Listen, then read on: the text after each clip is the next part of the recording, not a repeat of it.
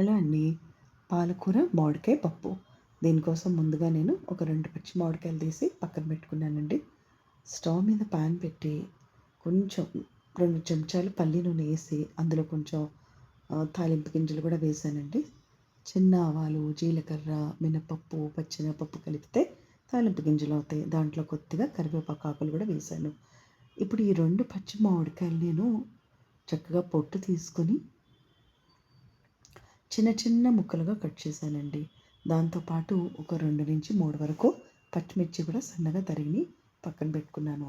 కరివేపాకు కూడా ఎవరు కూడా పప్పులోంచి తీసేయకుండా సిజర్ తీసుకొని చిన్న చిన్న ముక్కలుగా కట్ చేశాను కరివేపాకు. అన్నీ కలిపి ఒకసారి ప్యాన్లో వేసుకొని లైట్గా సాల్ట్ చేస్తూ అందులో ఒక పావు చెంచా పసుపు వేసానండి. పసుపు తర్వాత ఇప్పుడు నేనేం చేశానంటే ఈ పచ్చి మామిడికాయ ముక్కల్ని కాస్త ప్యాన్లో వేసేసి మెత్తగా ఉడికించాననమాట. ఇట్లా వేసిన వెంటనే అవి కూడా మ్యాష్ అయిపోయినట్టుగా అయినాయి. ఆ తర్వాత అందులో ఒక కప్పు పాలకూర కట్ చేసుకుంది కూడా వేసానండి.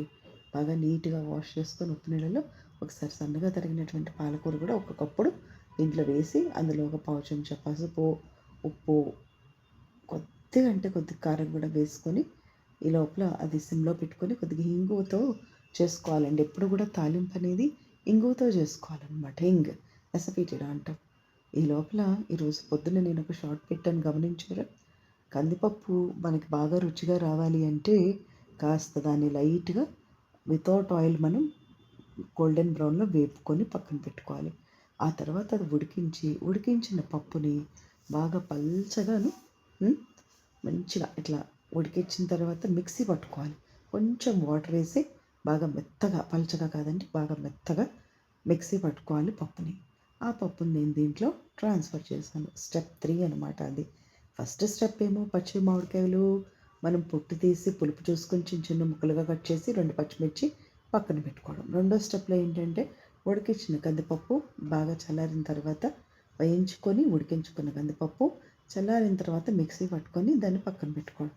థర్డ్ స్టెప్ ఏంటంటే తాలింపు వేసి అందులో పచ్చి మామిడికాయ ముక్కలు, చక్కగా ఈ యొక్క పాలకూర అన్నీ పచ్చిమిర్చి అన్నీ వేసుకొని తాలింపు వేసుకొని ఇప్పుడు నీళ్లు పోసి ఒక 2 కప్పులు నీళ్లు పోసుకొని అవి మరుగుతూ ఉండగా ఇప్పుడు మనం మెత్తగా రుబ్బుకున్నటువంటి కందిపప్పు కూడా వేసి కలుపుకోవాలి ఒక్కసారి. అంతేనండి. ఎంతో డెలిషియస్గా ఉండే పచ్చి మామిడికాయ పాలకూర పప్పు. కరెక్ట్గా లో ఫ్లేమ్లో ఒక 10 నిమిషాలన్నా పెట్టండి. మీడియం ఫ్లేమ్లో ఒక 10 నిమిషాలు పెట్టుకోండి. దగ్గరగా వస్తుందనమాట. మనం నీళ్లు పోసాం కదా పప్పులో, అవన్నీ చక్కగా ఉడుకుతూ కొంచెం దగ్గరగా వచ్చేస్తుంది. అయితే ఇందులో ఒక విషయం గమనించారా? నేను దీన్ని ఎక్కువగా పచ్చిమిర్చి డామినేషన్గా చూస్తున్నాను. చాలా కొద్దిగా మాత్రమే కారం లాస్ట్లో వేసానండి. లేదంటే మీరు పచ్చిమిర్చితోనే ఈ పప్పు చేయడానికి ట్రై చేయండి. దీనికి కాంబినేషన్గా ఉప్పు మిర్చి కానీ, అప్పడాలు కానీ, కొంచెం ఆలుగడ్డ ఫ్రై కానీ బాగానే ఉంటుంది. ఏదైనా ఫ్రై వెరైటీ ఏదైనా కూడా బాగుంటుందండి. దొండకాయ వేపుడో, బెండకాయ వేపుడో, ఆలుగడ్డ వేపుడో మీ టైం బట్టి, ఓపికని బట్టి చేసుకోండి.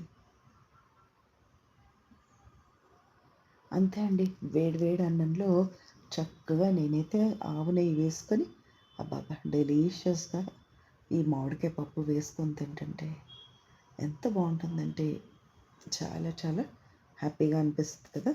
మనం అందరం వేసవికాలం ఎప్పుడు వస్తుందా అని చూస్తాం. కేవలం నేనైతే ముఖ్యంగా ఈ మామిడికాయల కోసమే. అంతేనండి. పచ్చి మామిడికాయ కొబ్బరి తాలింపు పెట్టి రోటి పచ్చడి చేశాను. అది మీకు అవగాహన ఉండుంటుందా? అలాగే సేమ్ ఈరోజు మిగతా పచ్చి మామిడికాయలతో పప్పు చేశాను. ఆ 2 రెసిపీసెస్ కూడా చాలా డెలిషియస్గా ఉన్నాయి. ఈ లోపల ఇది ఉడుకుతుండగా ఒక చిన్న చిట్కా అండి. ఏమీ లేదు, ఒక కప్పు పచ్చి కొబ్బరికాయ ముక్కలు తురిమేస్తూ అందులో ఒక పచ్చి మామిడికాయ కూడా వేసి దాంట్లో కొంచెం మనం పసుపు, ఉప్పు, కారం, కొంచెం మెంతిపిండి, ఆవపిండి కూడా వేసుకొని తాలింపు పెట్టుకోవాలి. అంతేనండి. పచ్చి కొబ్బరి, పచ్చి మామిడికాయ పచ్చడి బాగుంటుంది. ఇదేంటంటే కొంచెం టైం మిగిలింది కదా అని మళ్ళొక్కసారి దీన్ని రిపీటెడ్ కంటెంట్గా పెట్టానండి. చూడండి చక్కగా పప్పు ఉడికే లోపల ఇక్కడ అన్నీ కూడా మామిడికాయ ముక్కలు చిన్న చిన్న ముక్కలుగా కట్ చేసుకొని దాంట్లో పాలకూర వేసి మ్యాష్ చేస్తున్నాను. కొంచెం బాగా ఉడకాలంటే కొద్దిగా వాటర్ పోసి మూత పెట్టేసుకొని మగ్గించుకుంటే కూడా బాగుంటుంది. ఇందులో ఏంటండి స్పెషల్ అంటే అందరికీ తెలిసింది మామిడికాయ పప్పుని ఎవ్వరైనా ఎంతైనా ఇష్టపడతారు. అదే మనం పప్పులో వేసి మామిడికాయ వేసి ఉడికిస్తే కొంచెం డైరెక్ట్‌గా ఫస్టే దానికి మనకి పప్పు సరిగ్గా ఉడకదనమాట. ఇదేంటంటే విడిగా మనం పప్పుని విడిగా మెత్తగా ఉడికించుకొని పక్కన పెట్టుకున్నాం మ్యాష్ చేసుకొని, గ్రైండ్ చేసుకొని. ఈ లోపల పచ్చి మామిడికాయ చిన్న చిన్న ముక్కలు కట్ చేసుకున్నాం. ఇందులో నేను ఉల్లిపాయలు గానీ, ఇంకేమీ వేయలేదు ఎక్స్‌ట్రా. మనం ఉన్న దాంట్లోనే నేను మేనేజ్ చేశాను. కాకపోతే ఒక్కటే మిస్ అయిందండి దీంట్లో. ఒక ఎండుమిర్చి మిస్ అయింది తప్ప మిగతా అన్నీ కూడా సేమ్ టు సేమ్ మీలాగే నేను చేశాను. అయితే కాకపోతే ఒకటేంటంటే ఎండుమిర్చి ఉంటే బావుండు. ఎందుకంటే తాలింపు పెట్టుకున్నప్పుడు ఎండుమిర్చితో గుమగుమలాడిపోతుందనమాట పప్పనేది. ఇంకా కూడా చెప్పాలంటే ఇంగువ, కొద్దిగా అయితే మెంతిపిండి కూడా వేస్తానండి. నేనైతే నాకు అలవాటు. చాలామంది పప్పులో వేసుకుంటారో లేదో తెలీదు కానీ కొద్దిగా అంటే కొద్దిగా మెంతిపిండి వేసుకోవడం వల్ల పప్పులో కమ్మదనమే కాకుండా ఒమేగా 3 ఫ్యాటీ యాసిడ్స్ ఎక్కువగా ఉంటాయి. స్పినాచ్‌లో వైటమిన్ ఏ ఎక్కువగా ఉంటుంది. వైటమిన్ సి రిచ్ అయినటువంటి పచ్చి మామిడికాయ స్టార్ట్ అయింది. చింతపండు పులుపుతో కాకుండా చక్కగా మనమందరం కూడా ఇక్కడి నుంచి సమ్మర్ యుటిలైజ్ చేసుకుంటూ రోజు ఏదో ఒక రెసిపీ పచ్చి మామిడికాయతో చేసుకోవడానికి ట్రై చేయండి. అలాగే దీంట్లో కొంచెం మనం వేసిన కందిపప్పు తువర్తాలు కదా మంచి ప్రోటీన్ అనమాట. So this is very nutritious food. అయితే ఇంకా కొద్దిగా ఏంటంటే లారిక్ యాసిడ్ రిచ్ అయినటువంటి ఆవు నెయ్యి ఉంది కదా, ఆవు నెయ్యి ఏంటంటే న్యాచురల్ ఇమ్యూనిటీ ఎక్కువగా ఉంటుంది దాంట్లో.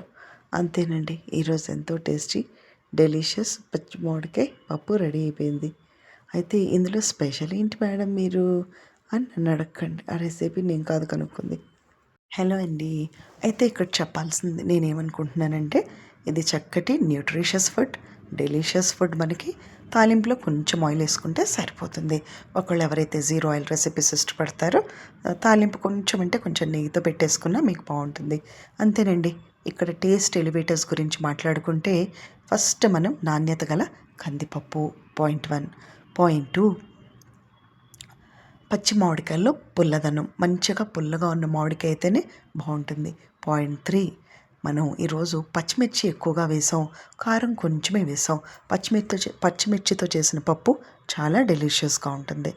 పాయింట్ 4 ఏంటంటే మనం కందిపప్పుని జాగ్రత్తగా వేయించుకొని కాసేపు ఉడకపెట్టి ఆ చల్లారిన తర్వాత మెత్తగా మిక్సీ పట్టుకున్నాం. అలా వేయించని పప్పుకి చాలా తేడా ఉంటుంది రుచిలో.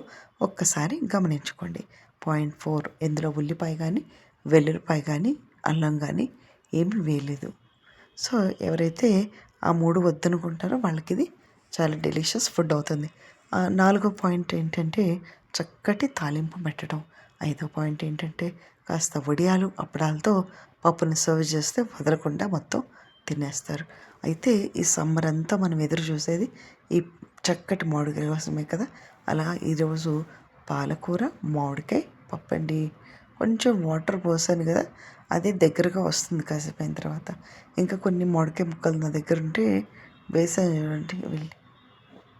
అయితే ఇంకొకటి ఏంటంటే ఈ సమ్మర్ సీజన్లో మొత్తం అందరం కూడా ఎదురు చూసేది కమ్మటి ఆవకాయ పచ్చడి, పప్పు, నెయ్యి. నా ఛానల్ పేరే కదా, ఆవకాయ పప్పు నెయ్యి. ఎంత ఇష్టమో కదా. ఆ కమ్మదనం అసలు ఆ ఫ్లేవర్ ఎన్ని వంటలు వండినా రావట్లేదండి. కొంచెం వాటర్ పోసాను అని అనుకోకండి, దగ్గరకు వచ్చేస్తుంది, చిక్కపడిపోతుంది. ఈ పప్పు నాకు కొంచెం ఇలా జారుగా ఉంటేనే ఇష్టం అనిపిస్తుంది. బాగా గట్టిగా ఉంటే కంఫర్టబుల్గా అనిపించదు అన్నంలో కలుపుకునేప్పుడు. ఎవరిష్టం వాళ్ళదండి. ఆ తర్వాత దీంట్లో కొంచెం మిరియాల పాపడ్ కానీ, లేదంటే చక్కటి గుమ్మడి వడియాలు కానీ. ఇప్పుడు ఎండాకాలం స్టార్ట్ అయిపోయిందంటే అందరు ఇంకా వడియాలు పెట్టడం మొదలు పెట్టేస్తారు మన ఆడవాళ్ళు కదా. చక్కటి వడియాలు కానీ